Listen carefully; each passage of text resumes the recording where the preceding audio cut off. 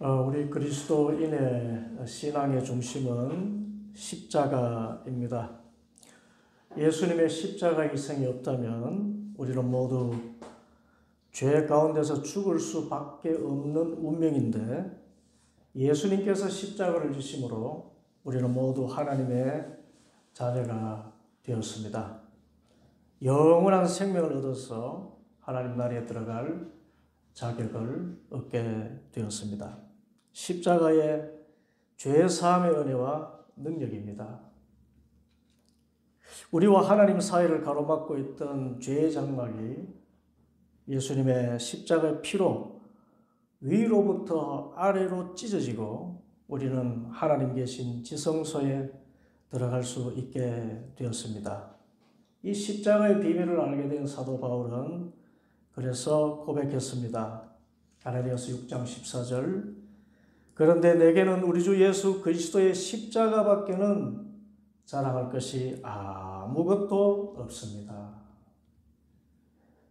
우리에게도 우리 주 예수 그리스도의 십자가밖에는 자랑할 것이 아무것도 없다는 고백이 있기를 원합니다.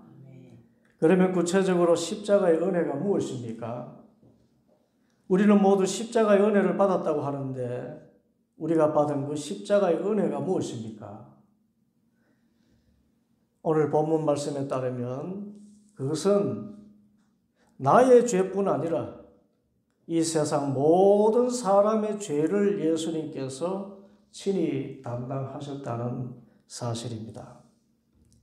그리고 그 죄는 매우 구체적이고 다양한 죄입니다.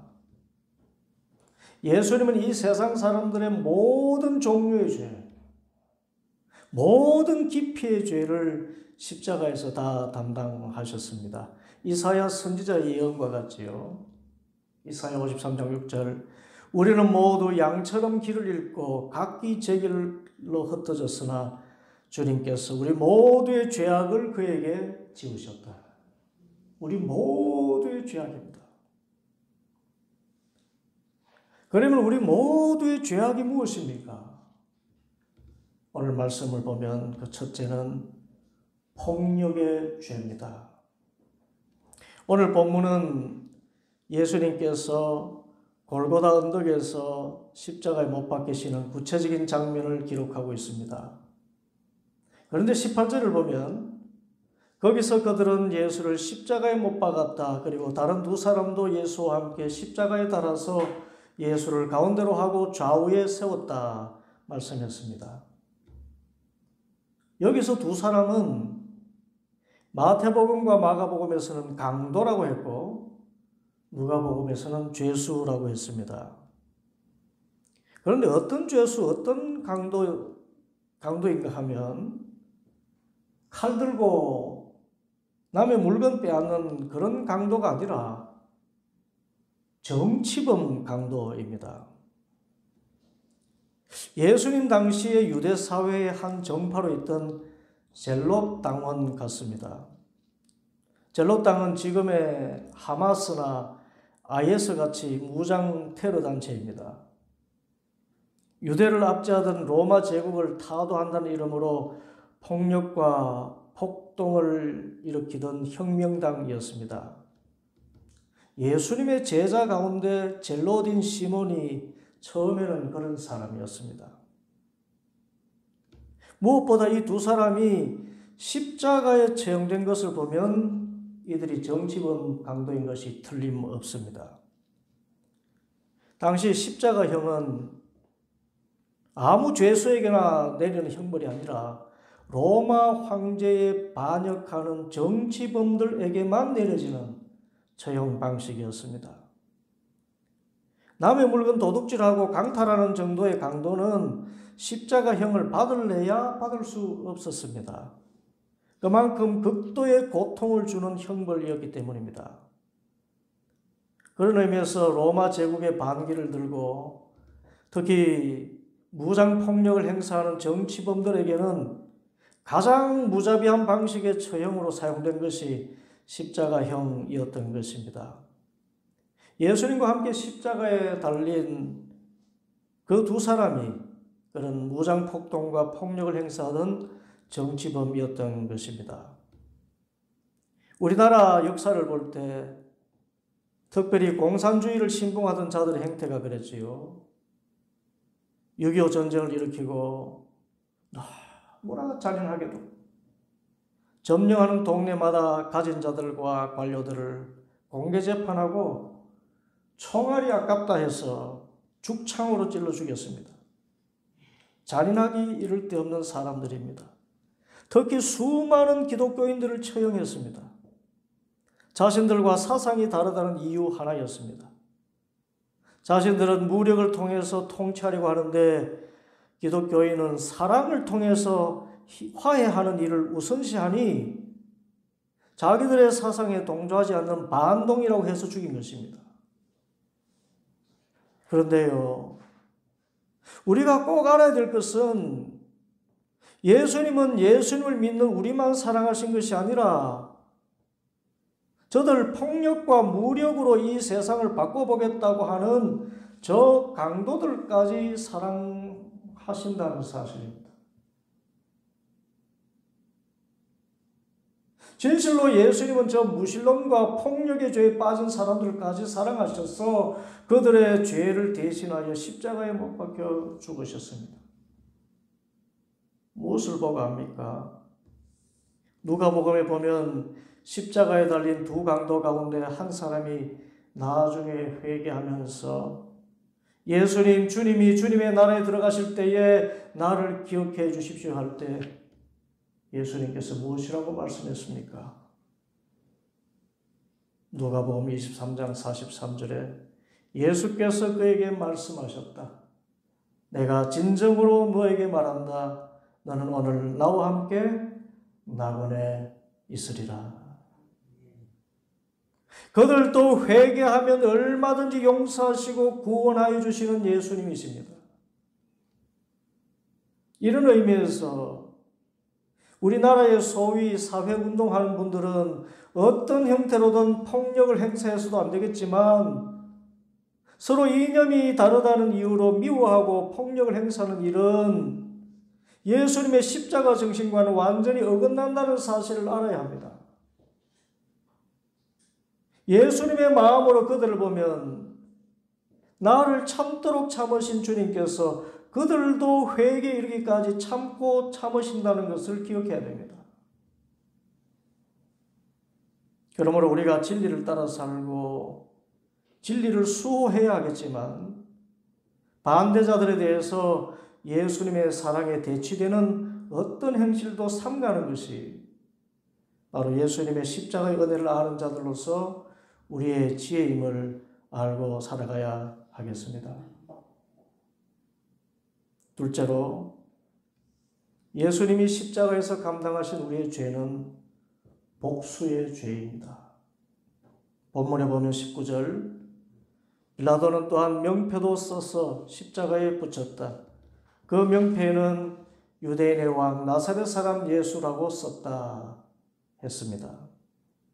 그런데 20절에 예수께서 십자가에 달리신 곳은 도성에서 가까우므로 많은 유대 사람이 이 명패를 읽었다. 그것은 히브리 말과 로마 말과 그리스 말로 적혀 있었다 합니다.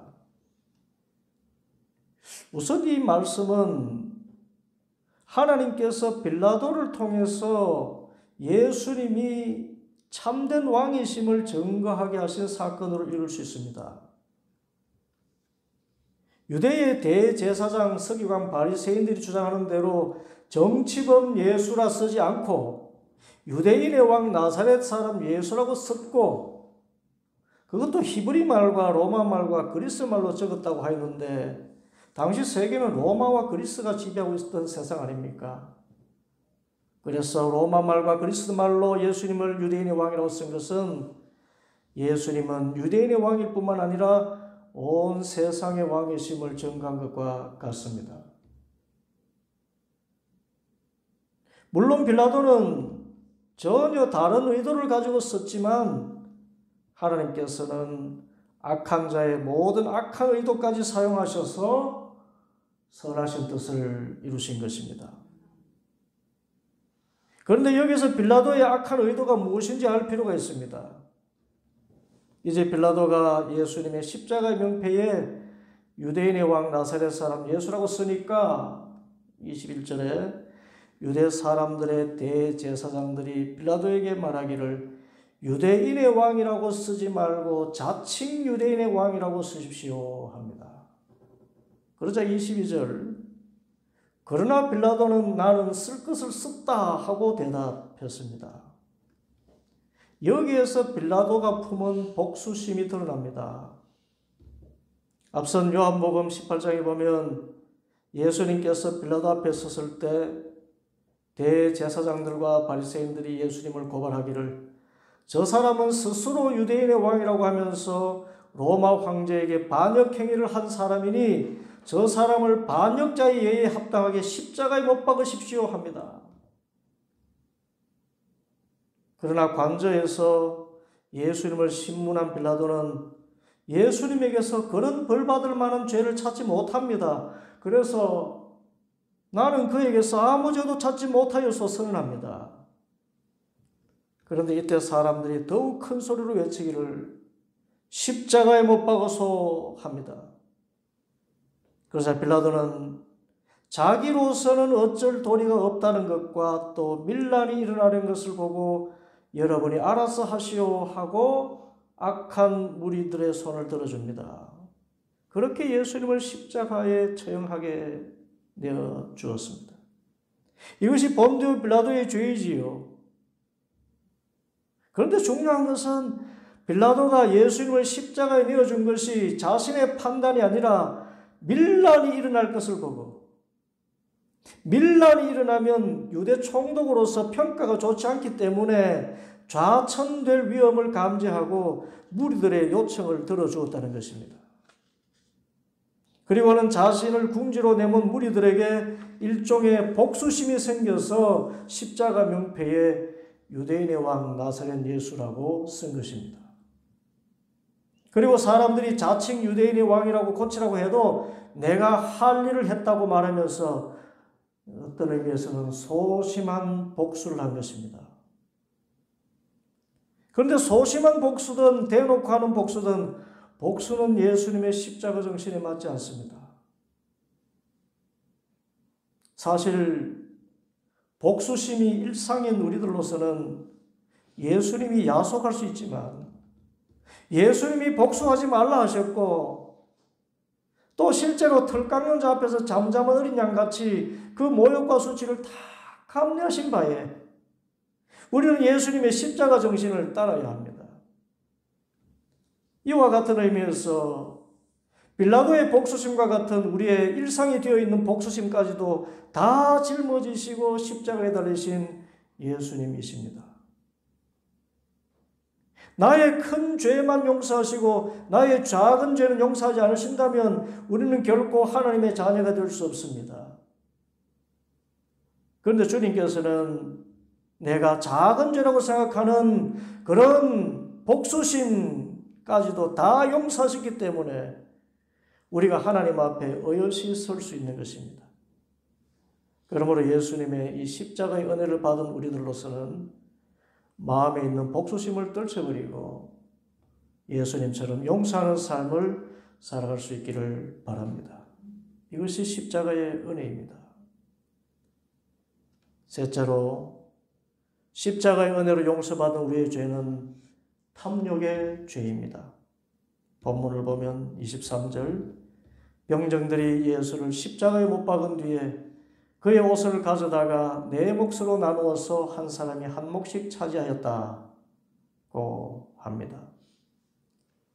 당시 유대 남자가 입던 옷은 머리에 쓰는 터번이 있고 발에는 샌들을 신고 속옷과 겉옷 그리고 허리띠가 있었습니다. 이 가운데 속옷을 제외하고 터번과 샌들과 겉옷과 허리띠는 4명이서 서로 나눈 것 같습니다. 그런데 속옷은 이음새 없이 위에서 아래까지 통째로 짠 것이므로 24절에 서로 말하기를 이것은 찢지 말고 누가 차지할지 제비를 뽑자 합니다. 물론 이것도 영적으로는 시편 22편 18절 나의 겉옷을 원수들이 나누어 가지고 나의 속옷도 제비를 뽑아서 나누어 가집니다 하신 말씀을 이루려 함입니다. 예수님의 십자가 순환을 예언한 성경 말씀을 이루고자 하는 그런 뜻이 있었습니다. 그렇지만 지금 십자가에서 말로 형언할 수 없는 고통을 겪고 있는 사람 앞에서 그 사람의 몸에 걸치고 있던 속옷까지 뺏으려는 인간의 탐욕은 어찌합니까? 여러분, 십자가가 어떤 고통입니까? 십자가형은 원래 페르시아에서 시작되었습니다. 페르시아 사람들은 땅을 거룩하게 여겼기 때문에 흉악한 죄를 짓고 죽은 사람의 시체를 땅에 묻으면 땅을 더럽힐 수 있다고 생각했습니다. 그래서 시체하고 땅하고 분리하기 위해서 십자가에 매달아 죽인 것입니다. 십자가 처형당한 사람이 죽고 난 다음에도 이 사람들의 시체를 땅에 묻는 법이 없이 그냥 방치해두고 그래서 독수리나 매들이 와서 그 살점을 뜯어 먹도록 두었습니다. 이런 처형 방식이 아프리카 북쪽의 카르타고에 도입이 되었고 이 카르타고로부터 로마 사람들이 이 처형 방식을 배웠습니다. 그렇지만 이것은 너무나도 잔인한 처형 방식이기 때문에 로마 사람들도 본토에서는 이 십자가형을 실시하지 않았고 다만 자기가 점령한 나라 거기서도 흉악범이든지 반란을 일으킨 사람이나 처형하는 데 쓰는 극악한 처형 방법이었습니다. 십자가에서 죽어가는 과정도 너무나 혹독한 과정이지요. 사지가 십자가에 못 박혀서 매달렸을 때 한 번 숨을 쉬려고 하면 못 박힌 발에 힘을 주고 횡격막을 위로 올려야 하는데 사지의 신경이 연결되어 있기 때문에 온몸이 찢어지는 고통을 겪어야만 합니다.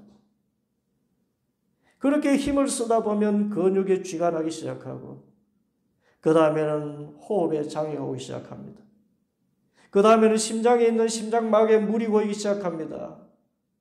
그러면서 충분한 산소 공급이 되지 않기 때문에 폐에 이산화탄소가 고이기 시작합니다. 이제 피가 이산화탄소로 농축이 되어 피떡이 되어버립니다.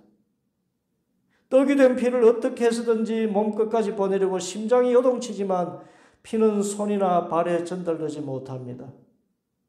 그러면서 심장에서 가장 먼 곳으로부터 차차 싸늘하게 식기 시작하면서 죽어가는 것입니다. 그렇게 짧게는 3일, 길게는 일주일 동안 죽어간다고 합니다. 그나마 예수님은 6시간을 고통 가운데 죽으신 것은 모든 사명을 감당하신 예수님에 대한 삼위일체 하나님의 최선인 것 같습니다. 여하튼 이런 중한 고통을 겪고 있는 바 빌라도도 죄가 없다고 한 그 사람의 몸에 붙어있던 마지막 흔적까지 자신들의 욕심의 항아리에 채우고야 직성이 풀려는 이 탐욕의 사람들의 죄. 예수님은 이 탐욕의 죄까지 감당하시고 십자가에 못 박혀 죽으신 것입니다. 이 죄에 대해서 우리도 예외가 아니지요. 로마 병정들의 사소한 탐욕은 이 또한 우리의 일상이 아닙니까? 남이야 사흘 먹지 못해 죽어가든 말든 내 곳간에 차고 넘쳐도 나누기는커녕 죽어가는 그 사람 남은 바늘 하나까지 빼앗아 들이는 탐욕의 끝판왕들을 많이 만나보지 않습니까? 그런데 예수님은 이런 자들의 죄까지 바로 우리의 죄를 뒤집어 쓰시고 십자가에 못 박혀 죽으셨습니다. 어찌 이 은혜를 잊을 수 있을까요? 마지막 넷째로 십자가의 은혜로 사함받는 죄는 예수님을 믿지 않는 근본적이고 가장 악한 죄까지입니다. 28절 보면 예수님께서 십자가에 달리신 가운데 목마르다라고 말씀합니다. 육신적으로 모든 체액이 빠져나갔으니 얼마나 목이 마르셨겠습니까? 그런데 이 일을 예언한 성경이 있습니다. 시편 69편 21절인데 이렇게 기록되어 있습니다. 배가 고파서 먹을 것을 달라고 하면 그들은 나에게 독을 타서 주고, 목이 말라 마실 것을 달라고 하면 나에게 식초를 내주었습니다. 한마디로 예수님께서 목마르다 하실 때 사람들이 장대에 달아올린 신포도주는 예수님에 대한 선의로 준 것이 아니라 고통 가운데 죽어가는 예수님을 조롱하고 희롱하는 뜻에서 준 것입니다. 너 목마르다고 한번 먹어봐라 하면서 물 대신 식초를 준 것입니다. 사람의 악한 본성입니다. 죽어가는 사람을 철저히 짓밟고 잘 나가는 사람을 어떻게든 끌어내리는 악한 심성입니다. 우리 주위에 참으로 많은 사람들이 세상을 이런 식으로 살아가고 있지 않습니까? 그런데 가장 큰 죄는 예수님이 행하신 그 선하고 놀라운 일들을 다 보고서도 예수님을 하나님의 아들로 믿지 않고 오히려 정치범으로 극악한 십자가 형태를 내던진 저 대제사장과 서기관들과 바리새인들과 유대인들, 또 그 일이 옳지 않음을 알고도 행한 빌라도 같은 사람들의 죄 아닙니까? 나를 본 자는 하나님을 보았다 하셨고, 나를 믿지 못하겠거든 내가 하는 일을 보고 내가 하나님의 아들이심을 믿으라 하셨고, 무엇보다 어둠에 그늘진 땅에 가난과 소외와 질병과 멸시천대 받는 사람들을 치료하시고 돌봐주시고 천국 복음을 전하시고 살려주신 예수님을 폭력과 복수심과 탐욕에 찌든 반역죄로 몰아서 죽음에 내던진 이 악한 죄를 어찌할까요? 어찌할까요?